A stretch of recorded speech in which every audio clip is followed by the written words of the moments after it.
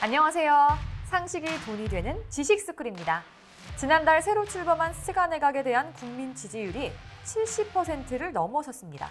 일본 민영방송 뉴스네트워크 JNN이 여론조사를 실시했는데요. 지난달 발표된 같은 조사 결과보다 지지율이 8.3%포인트 높아졌고 지지할 수 없다는 부정응답은 12%포인트 줄어든 24.2%였습니다. 조사 방법이 달라 단순히 비교하기 어렵지만 새 내각 출범 당시 기준으로 역대 네 번째로 높은 지지율을 기록했죠. 다른 언론사의 조사에서도 60-70%를 유지하고 있는데 일본 국민들은 길고 길었던 아베 정권이 끝나고 새로운 스가 정권에 기대를 걸면서 이런 지지율이 나온 것으로 확인됐습니다. 자국민들은 나름 희망을 기대하고 있는 상황에서 세계적인 투자 전문가 짐 로저스 회장은 또다시 일본 젊은이들에게 당장 모국을 떠나라고 말해 화제가 됐는데요. 도대체 일본에 무슨 일이 생겼길래 이렇게 강하게 경고한 걸까요? 영상 시작 전 좋아요와 구독 부탁드립니다. 로저스 홀딩스 회장 짐 로저스는 3년 전 아베 정권 때도 내가 10세 일본인이라면 나라를 떠날 것이라고 말했던 만큼 일본의 전망을 어둡게 전망하고 있습니다. 그가 이번에도 탈일본을 강조하는 건 새롭게 출범한 스가 정권이 아베노믹스를 그대로 계승하면서 일본 경제의 앞날이 어두울 것으로 보기 때문인데요. 그러면서 일본에 이처럼 불행한 일은 없다고 강하게 지적했죠. 로저스는 이번 기고에서도 대규모 금융 완화와 적극적 재정 투입을 근간으로 하는 아베노믹스를 일부 중개업자와 대기업에만 혜택을 주는 시책, 일본을 파괴하기 위한 정책이라며 혹평했습니다. 아베 정권이 그동안 금융 완화를 통해 엔화 약세를 유도하면서 주가를 끌어올리는 데는 성공했지만 훗날 물가가 오르면 국민이 고통을 받게 된다는 게 로저스의 주장인데요. 실제로 이런 통화 절하 정책으로 중장기 경제 성장을 달성한 나라는 역사상 한 곳도 없습니다. 또 일본의 고령화와 인구 감소가 급속히 진행되는 것을 꼬집으며 이대로 간다면 일본은 100년 뒤엔 없어질지도 모른다고 말했죠. 더불어 로저스 회장은 21세기 후반엔 중국을 비롯한 아시아의 세기가 될 것이라고 예측했는데요.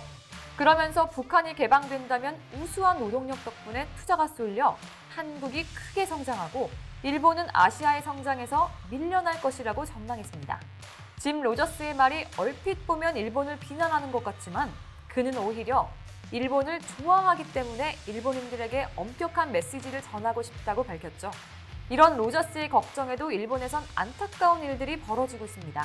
코로나 장기화로 심각해진 일본의 경기 불황이 취약계층과 특히 여성들에게 극단적인 선택인 자살로 이어지고 있는 겁니다. 마이니치 신문에 따르면 올해 8월 일본의 자살자 수는 작년 8월보다 251명이 증가해 1,854명으로 나타났습니다. 분명 지난 6월까지만 해도 자살자 수가 꾸준히 감소해 왔었는데 8월 들어 급격히 그 수가 늘어난 겁니다. 여기엔 30대 이하 여성 자살자 수의 급증이 영향을 미쳤는데요. 1,854명 중 여성은 651명으로 작년 같은 달에 비해 40.3%나 늘었고 30대 이하 여성으로 범위를 좁히면 증가율이 74%나 됩니다. 이러한 사태에 대해 코로나19가 불러온 불황이 취약계층에게 상상 이상의 고통을 주었고 때문에 실업률과 자살률이 함께 높아졌을 거라는 분석이 나오고 있습니다.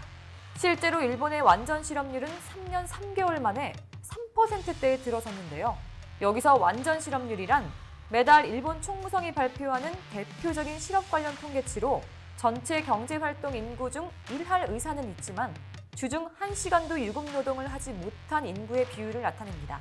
이번 총무성이 발표한 통계에 따르면 8월 일본 전국 완전 실업자 수는 총 206만 명으로 작년 동월 대비 49만 명이 증가했습니다. 이런 최악의 일본 경제 상황에 국민들이 죽어나가고 있는데도 그러거나 말거나 스가 총리는 취임한 지 한 달도 되지 않아 본인의 권력 휘두르기를 과시하며 벌써부터 잡음을 내고 있습니다. 그중 하나는 일본판 블랙리스트 사건으로 스가 총리가 아베 정권의 우경화 행보에 비판적 목소리를 낸 학자들을 일본 학술회의 회원 임명에서 제외한 겁니다. 일본 학술회의는 1949년에 출범해 각 분야의 학자들이 일본 정부에 정책 제언을 하고 연구 예산 배분 과정에서 적지 않은 영향력을 행사해 학자들의 국회로도 불리는데요. 일본 정부가 예산을 부담하지만 독립적으로 직무를 수행하도록 규정돼 있습니다. 일반인들에겐 다소 생소한 이 조직이 뉴스의 중심이 된 건 스가 총리가 전례 없는 거부권을 행사하면서부터입니다. 그는 최근 일본 학술회의가 자체적으로 추천해 올린 신규 회원 105명 가운데 6명을 탈락시키고 99명만 임명시켰죠. 그런데 임명 대상에서 제외된 교수 대부분은 아베 정권의 안보법 시행에 대해 공개적으로 비판했던 인물들이었습니다. 이런 상황을 보며 스가 정권이 학자 길들이기에 나섰다는 비판이 제기됐지만 그는 법에 따라 적절히 대응했을 뿐이라며 물러설 기미를 보이지 않고 있죠. 한편 일본 과학자회의는 뛰어난 연구나 업적의 평가는 전문가 집단인 학술회의에서 하는 것으로 정치가가 개입해 판단할 여지는 없다고 지적했고, 사립대학 교원 등으로 구성된 일본 4대 교련 중앙집행위원회도 일본의 학술이 전쟁에 동원된 것을 반성하면서 설치한 것이 학술회의라며 결코 권력자의 것이 아니다고 일침을 놨습니다. 앞서 스가 내각의 지지율이 70%를 넘겼지만 일본 학술회의 회원 후보 6명의 임명을 거부한 것에 대해선 일본 국민의 51%가 타당하지 않다고 응답했는데요. 아베가 총리였을 땐 이렇게 비리나 스캔들이 터져 국민들의 반응이 좋지 않으면 시선 분산용으로 꼭 한국을 건드리는 방식으로 지지율을 유지해왔는데 스가도 똑같이 배운 걸까요? 이번에도 한국을 건드리기 시작했습니다. 올해 우리 정부가 한중일 정상회담 개최를 추진하고 있는데 스가 총리의 회담 참석이 미지수인 건데요. 한국이 일본 기업의 자산을 매각하지 않는다고 약속해야만 스가 총리가 한국을 찾을 수 있다고 조건을 단 겁니다.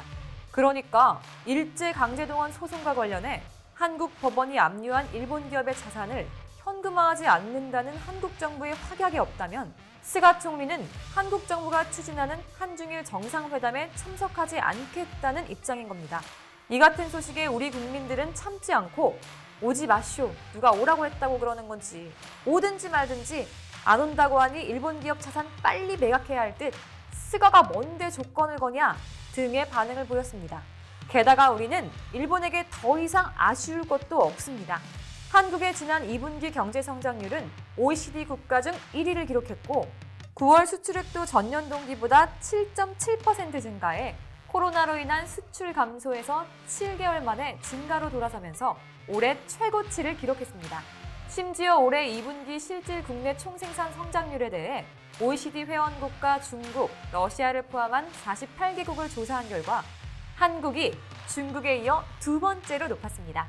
또 최근 스위스 국제경영개발원이 발표한 2020년 세계 디지털 경쟁력 평가에서 한국이 평가 대상 63개국 중 8위를 차지하는 영예도 누렸죠. 이처럼 한국은 어려운 시기에도 꿋꿋하게 성장하고 있습니다.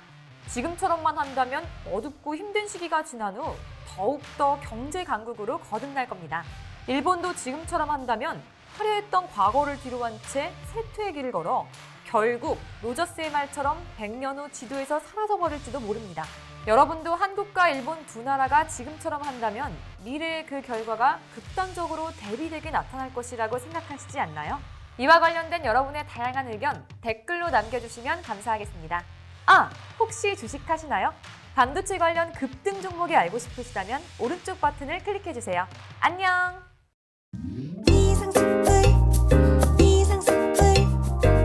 주식을 모르면 이상스쿨. 주식 모르니? 이상스쿨.